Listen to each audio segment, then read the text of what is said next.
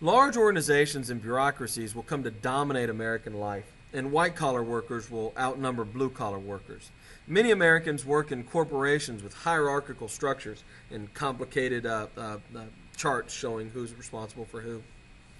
Even if you were a blue-collar worker, you would see this in your management, perhaps, at the company where you worked, or in the union that you might belong to. And this would become a focus of criticism.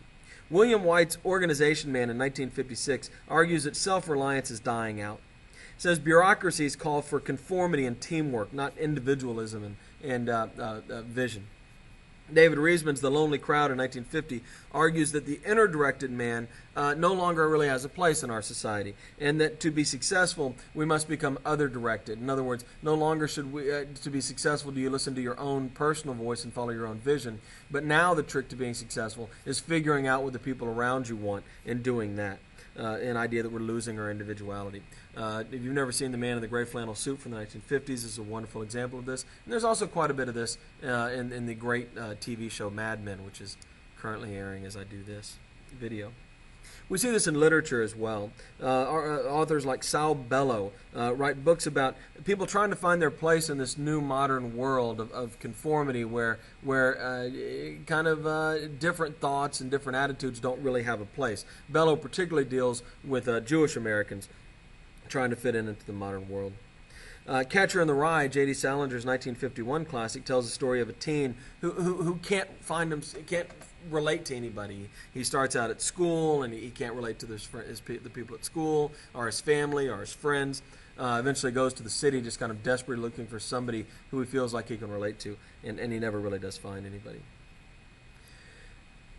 One of probably my favorite novel of all time is Joseph Heller's Catch-22. And one of the great themes of Catch-22 is this kind of lunacy of these hierarchical structures. And Heller particularly deals with his experience as a bombardier in World War II and the military hierarchy and how that often doesn't really make much sense. It's an hilarious book, and if you've never read it, you really should. Trust me. Of course, other critics bubble up from the young. And they're called the Beats, or the Beat generation. They're young poets, artists, and writers who criticize middle-class society. Of course, mainstream society, particularly older folks, look down on them and call them beatniks. Now, putting the word "nik" in the end of something implies that it is Russian, and so this is a way of saying basically they're communists, because that was kind of the catch-all comeback or criticism of anything you didn't like back then if you were mainstream. But the Beats criticize the sterility and the conformity of mainstream culture. They rejected politics in many ways. They claimed that both parties were the same, that electing a Democrat or a Republican didn't really matter one way or the other. Probably their most significant figure was Allen Ginsberg, and his most significant work is the 1955 poem Howl, where he talks about, among other things, robot apartments, invincible suburbs, skeleton treasuries, blind capitals, and demonic industries. Here's a little bit of Ginsberg reading his epic poem. Howl for Carl Solomon. I saw the best minds of my generation destroyed by madness, starving, hysterical, naked, dragging themselves through the Negro streets at dawn looking for an angry fix. Angel-headed hipsters burning for the ancient heavenly connection to the starry dynamo and the machinery of night, who poverty and tatters and hollow-eyed and high sat up smoking in the supernatural darkness of cold water flats, floating across the tops of cities contemplating jazz, who bared their brains to heaven under the L and saw Mohammedan angels staggering on tenement roofs illuminated, who passed through universities with radiant, cool eyes, hallucinating Arkansas and Blake-light tragedy among the scholars of war. A long clip of Allen Ginsberg. Hope you enjoyed it. The other big name to come out of the Beat generation is going to be Jack Kerouac, who writes books like 1957's On the Road. And he shows a rootless, wandering, kind of directionless generation who can't fit in, who can't kind of make sense of the mainstream, commercial, consumerist American world. Ginsberg, Kerouac, and the other Beats were also iconoclasts. They very often like to go directly at kind of the most basic assumptions of the mainstream are its most sacred cows. And the Beats represented, in many ways, just the restlessness of youth.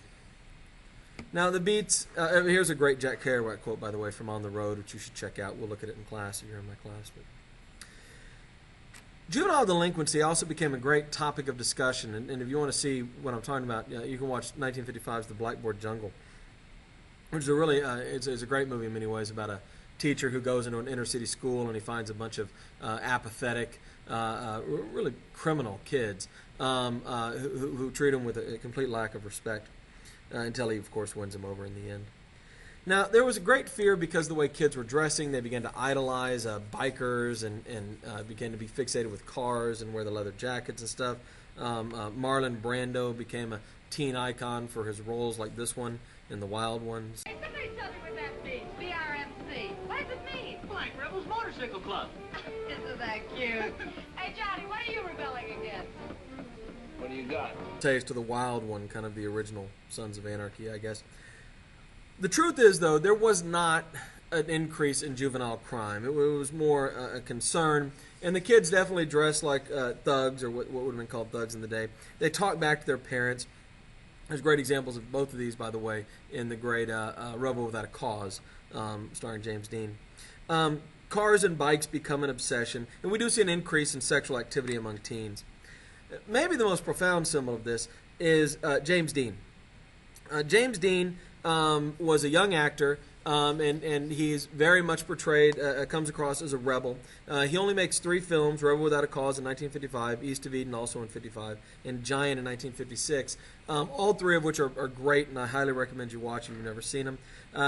He tragically dies in a car crash, he's racing, in 1955 at the age of 24. And in many ways, to these kids who were kind of latching on to this new counterculture, he became a great symbol of that whole movement.